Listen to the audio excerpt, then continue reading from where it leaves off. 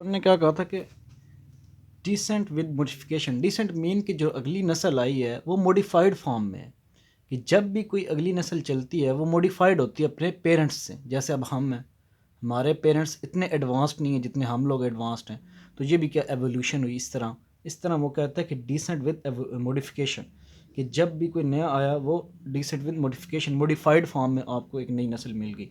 आगे था Lamarck. Lamarck ने क्या कहा, उसने एक theory the, theory of acquired characters, inheritance theory of acquired characters. मतलब कि जो पेरेंट्स के करेक्टर्स हैं वो ऑफ स्प्रिंग में जाते हैं। मसलन जैसे कि उसका कहना था कि जी ज़राफ़े जो थे वो कैसे बन गए, वो ऐसे बन गए कि जी छोटे छोटे पहले ज़राफ़े हुआ करते थे, तो ज़मीन पर घास ख़त्म हो गई इसलिए उन्होंने दरख्तों के पत्ते खाना शुरू कर दिए, और उनका जो गर्दन थी वो बड़ी हो गई, स्ट्रेच होती गई तो गर्दन बड़ी होती गई। तो बाद में इसकी बेवकूफ़ी पर काफ़ी साइंटिस्ट ने इसके जो क्या था इसको बेवकूफ़ भी बोला, और उसने एक कंसेप्ट दिया कि use and disuse of organs.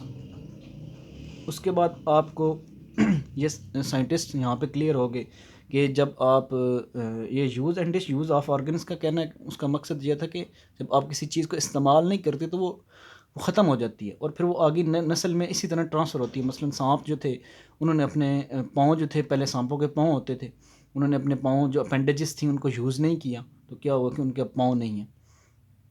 तो ये उसने कुछ अपनी थ्योरी के प्रूव में एविडेंस दिए थे। लेकिन बाद में साइंटिस्ट एवोल्यूशन को तो मानते हैं, लेकिन लेमार्क को थोड़ा बहुत क्रिटिसाइज़ भी करते हैं, क्योंकि ऐसे नहीं हो सकता कि अब एक ब्लैक स्मिथ है, जैसे लोहार है, उसका बच्चा जो है, ब्लैक स्मिथ के मसल्स बहुत मजबूत होते हैं लोहा कूटने की वजह से, अब उसके बच्चे को जो है वो मसल इतने मजबूत नहीं होते। अब अगर लेमार्क ठीक था कि क्या होता है कि पेरेंट्स से डायरेक्ट करेक्टर्स जो हैं वो ऑफ स्प्रिंग में चले जाते हैं, जैसे पेरेंट होते हैं वैसे ही ऑफ स्प्रिंग्स होते हैं, तो फिर तो वो ऐसे होना चाहिए था कि उस ब्लैक स्मिथ के बच्चे के भी जो मसल्स थे वो भी ज़्यादा मजबूत होने चाहिए थे, लेकिन वो ऐसा नहीं था। फिर साइंटिस्ट ने ये यहाँ पर जो थे साइंटिस्ट, उनकी बात ख़त्म हुई, फिर आगे मलिक्यूलर बेसिस, फिर जब जैसे जैसे तरक्की हुई तो एवोल्यूशन का एविडेंस मिलने लगा। तो जो कुछ बुनियादी चीज़ें थीं वो ये थी कि कैसे एविडेंस को कैसे एवोल्यूशन को प्रूव किया जाए। तो उसके कुछ एविडेंस थे, biogeography, palaeontology, comparative anatomy and molecular biology. ये कुछ एविडेंस थे, ये ब्रांचेस ऑफ साइंस हैं। बायोलॉजी की ब्रांचेस भी हैं, ये पैलेंटोलॉजी बायोलॉजी की ब्रांच है, comparative anatomy and molecular biology. तो क्या ये प्रूव करने के लिए कि वाकई एवोल्यूशन हुई है, इन ब्रांचेस का सहारा लिया गया, इनको पैरामीटर्स बनाया गया। बायोजियोग्राफी क्या है? जियोग्राफी आपको पता है कि स्टडी रिलेटेड टू अर्थ, ज़मीन से रिलेटेड। तो उनका साइंटिस्ट का कहना था कि अब आप देखें, एक जगह पे मुख्तलिफ जानवर होते हैं, दूसरी जगह पे जानवर मुख्तलिफ होते हैं। तो नेटिव हर्बीवोर्स ऑफ ऑस्ट्रेलिया और kangaroos, while of other parts of the world they are deer and cattle. Scientist ने कहा कि पहला तो जो एविडेंस है वो ये है कि जियोग्राफिकली चेंज चेंज एरियाज़ की वजह से भी एवोल्यूशन होती है। कैसे? अब जो कैंगरूज हैं वो सिर्फ ऑस्ट्रेलिया में पाए जाते हैं और यहाँ पर नहीं है, तो वहाँ जो हर्बीवोर्स से ऑस्ट्रेलिया के वो कैंगरूज हैं, जबकि हमारे यहाँ क्या होते हैं, कैंगरूज नहीं, हर्बीवोर कौन है? डियर हैं, कैटल्स हैं, मवेशी वगैरह। तो ये बायोजियोग्राफिकली भी डिफरेंस की वजह से एवोल्यूशन हुई। फिर पैलेंटोलॉजी, स्टडी ऑफ फॉसल्स को भी बुनियाद बनाया गया कि क्या है, एविडेंस है एवोल्यूशन का। कैसे? कि हमें मुख्तलिफ़ जानवरों के फॉसल्स मिलते हैं, या उनके जो दरमियानी पीरियड्स गुजरे हैं जब वो इवॉल्व हो रहे थे तब भी हमें वो फॉसल मिलते हैं। जैसे अब हमें कुछ इंसानों के फॉसल्स मिलते हैं जो उनकी जो खोपड़ियाँ थी वो बड़ी थी, या उनकी जो नाक थी वो जी बंदर की तरह थी, या उनकी दुम भी थी, या कुछ ऐसा भी था। जो अब हम लोग मॉडिफाइड फॉर्म में इंसान है, हमारी स्पीशीज सेपियंस, होमो सेपियंस हमारी जो स्पीशी है, और जीनस जो है वो होमो है, लेकिन जो हमारी जो स्पीशी है वो सेपियंस है, मोस्ट एडवांस्ड हम। तो फॉसल्स जो थे, रिमेन्स जो बाकियात होती हैं वो, उनको स्टडी करना। जैसे अब आपको डायनासोर्स के ढांचे मिलते हैं, तो ये रिमेन्स है, ये फॉसल्स हैं, ठीक है। वो भी एविडेंस शो करता है कि सेम करेक्टर थे। मसलन वो भी इंसान थे, उनका भी दो पाँव पे चलने वाले थे, लेकिन क्या थी, खोपड़ी बड़ी थी। अब हमारी खोपड़ी बड़ी है लेकिन छोटी है, लेकिन हम भी क्या हैं, वो दो पाँव पे चलने वाले इंसान ही हैं, लेकिन मॉडिफाइड फॉर्म में। तो ये पैलेंटोलॉजी, वो जो रिमेन्स मिले हैं, जो बाकियात मिली हैं, जो फॉसल्स मिले हैं, उनको भी एविडेंस बना कर क्या किया गया, ये बताया गया कि एवोल्यूशन हुई है। फिर आगे कंपैरेटिव एनाटॉमी। कंपैरेटिव एनाटॉमी क्या हुआ कि उनकी इंटरनल स्ट्रक्चर्स को देखा गया, उनकी रिलेशनशिप देखा गया, फॉसल्स को देखा गया, मीन्स अब ढांचे को किससे मिलाया गया, आज के जो लिविंग ऑर्गेनिजम्स हैं उनके साथ उनको कंपेयर करके देखा गया।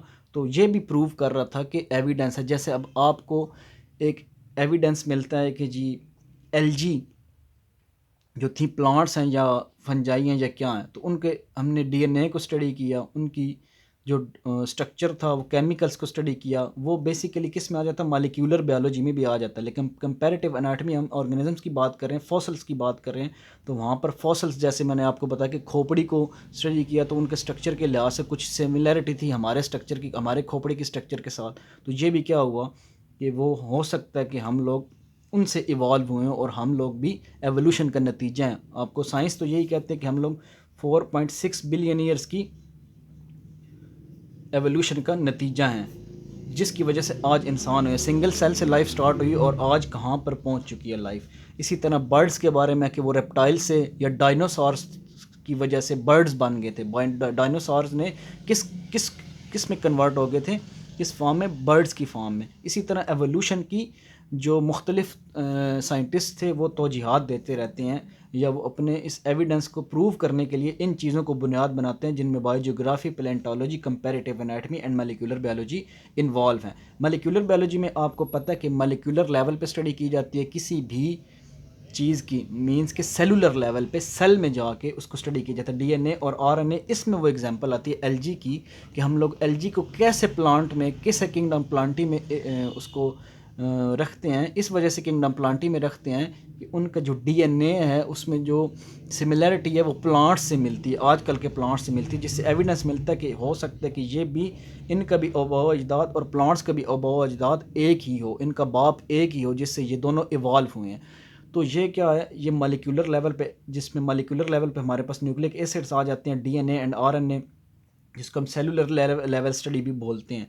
तो ये चार चीज़ें थी जिनमें क्या क्या आ गई आपके पास, biogeography, palaeontology means study of fossils, और कंपैरेटिव एनाटॉमी, और साथ क्या आ गया, मॉलिक्यूलर बायोलॉजी। अब कंपैरेटिव एनाटॉमी में थोड़ा सा आपको बुक में जो एक्सप्लेन किया वो होमोलॉगी है और कन्वर्जेंट एवोल्यूशन, दो टर्म्स यूज़ की गई हैं।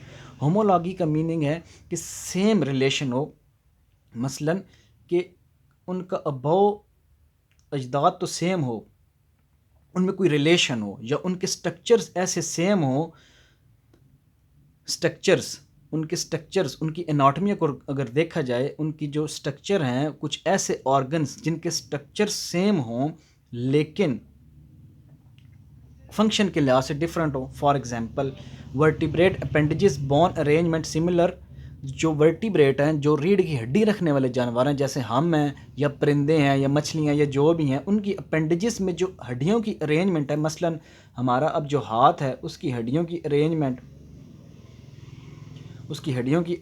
जो है वो बिल्कुल सिमिलर है किसके, जो परिंदों का पर है उससे। ये आपकी बुक में डायग्राम भी बनी हुई है। तो ये सिमिलरिटी अपेंडेजेस में जो बोन अरेंजमेंट सिमिलरिटी है, ये बता रही है कि ओरिजिन सेम हुआ है। हो सकता है कि हमारा भी जद्द अमजद, हमारा भी आबा अजदाद, हमारा भी दादा एक ही हो जो परिंदों का है। तो इस तरह होमोलॉगी मीन्स स्ट्रक्चरली सेम पर फंक्शनली डिफरेंट एक चीज़ हो। उसके बाद एक लफ्ज़ यूज़ होता है कन्वर्जेंट एवोल्यूशन, जब दो अनरिलेटेड ऑर्गेनिजम्स जिनका आपस में कोई ताल्लुक़ ना हो, सेम स्ट्रक्चर ही उनके अंदर इवॉल्व हो जाए, एक सेम स्ट्रक्चर आ जाए, दोनों में उसका फंक्शन भी सेम हो, और वो क्या हो, दोनों मुख्तलिफ ऑर्गेनिजम्स हो। मसलन अब जो इंसेक्ट है, फॉर एग्जांपल इंसेक्ट, हमारे पास एक इनवर्टिब्रेट है जिसमें रीढ़ की हड्डी नहीं है, और हमारे पास एक बर्ड है, परिंदा, उसमें रीढ़ की हड्डी होती है, लेकिन दोनों में विंग्स पाए जाते हैं। कुछ इंसेक्ट्स में भी आपने देखे, ग्रास हॉपर में आपने विंग्स देखेंगे, और मक्खियाँ देख लो। ये क्या है, विंग्स क्या करते हैं, दोनों को उड़ने में काम देते हैं, लेकिन इंसेक्ट एक और ग्रुप से ताल्लुक़ रखता है और बर्ड एक और ग्रुप से। ये इनवर्टिब्रेटा से हैं और ये वर्टिब्रेटा से हैं, बर्ड्स वर्टिब्रेटा से हैं। तो क्या है कि ये मुख्तलिफ ग्रुप्स, इनके ग्रुप्स मुख्तलिफ हैं लेकिन इनके अंदर स्ट्रक्चर जो थे वो कुछ सेम आ गए, जिसकी वजह से क्या हुआ कि इसको कन्वर्जेंट एवोल्यूशन कहते हैं कि दोनों ने दो मुख्तलिफ ग्रुप्स के ऑर्गेनिजम्स ने इवॉल्व किया लेकिन सेम फंक्शन के लिए किसी चीज़ में इवॉल्व किया, कोई ऐसा करेक्टर अपनाया जो दोनों में सेम था लेकिन दोनों के जो ऑर्गेनिजम्स के ग्रुप्स थे वो डिफरेंट थे। यहाँ पे बर्ड्स वर्टिब्रेट है और जो हमारे पास इंसेक्ट है वो इनवर्टिब्रेट है।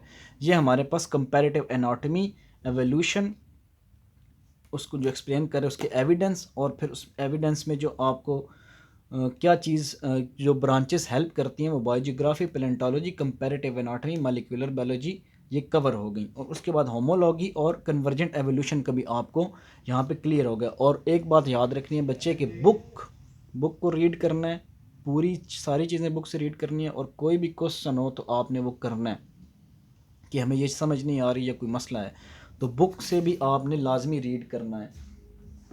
यहाँ पर बुक में से थोड़ा बहुत मैं आपको दिखा देता हूँ जो आपके पास है। हमारे पास बेसिकली हमारा जो चैप्टर है वो ये है कि हिस्टोरिकली हम लोग पढ़ रहे हैं इसको कि हिस्ट्री क्या है पीछे एवोल्यूशन की, कैसे ये एवोल्यूशन वाला कॉन्सेप्ट हमारे पास आया, कहाँ से आया, ये सारा कुछ।